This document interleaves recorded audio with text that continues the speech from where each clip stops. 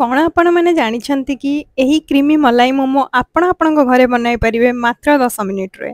यही रेसिपी पई आपण मानक प्रथमे दरकार हम कि स्टीम मोमो आपण घर कि बाहर किसी भी यूज करें। मुझे नहीं पनीर स्टीम मोमो बाहर नहीं आसती। आप भेज कि नॉन वेज भी यूज करें। प्रथमे टिके अल्प तेल रे टिके पैन फ्राए गोल्डन कलर हवा जाए मोमो को पैन फ्राए करेंगे। तापर से जगह टिके बटर नहीं जीवे। तापर टिके गार्लिक तापर टिके चॉप्ड ऑनियन ताकू टिके टाइम सटे कला परे टिके लूण टिके ऐड करेंगे। लूण ऐड करके आउ टिके सटे कला परे ताकू टिके पानी अल्प अल्प अमाउंट रो पानी दे देबे। पानी गरम हो सारा पर भल कि तापर आपण किछि भी आपण पाखे जो भी क्रीम अवेलेबल थिबो से क्रीम टिके ऐड करेंगे। क्रीम टा केतिके ऐड करेंगे से कंप्लीटली आपण ऊपर डिपेंड करे।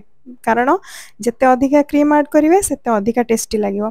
क्रीम ऐड करके ताकू टिके भल कि मिक्स कर सारा पर तापर नेक्स्ट ऐड करेंगे टिके चाट मसाला तापर टिके लंका गुंड से ताकू आउ टिके मिक्स कर सारा पर मोमो ऐड कर देबे। एंड एमती देखु देखु 10 मिनिट भितर आपनकर रेडी हे जिवो बटर क्रीमी मलाई मोमो। बहुत टेस्टी आपण निहाती ट्राई करेंगे ये डिश टाको। एंड मते मो सहित कमेंट रे शेयर करेंगे केमती लागिला। रहिले सांग माने जय जगन्नाथ। जदि वीडियो टी आपण मानक भल लागिला देन चैनल टी को निहाती भाबरे लाइक शेयर एंड सब्सक्राइब करेंगे।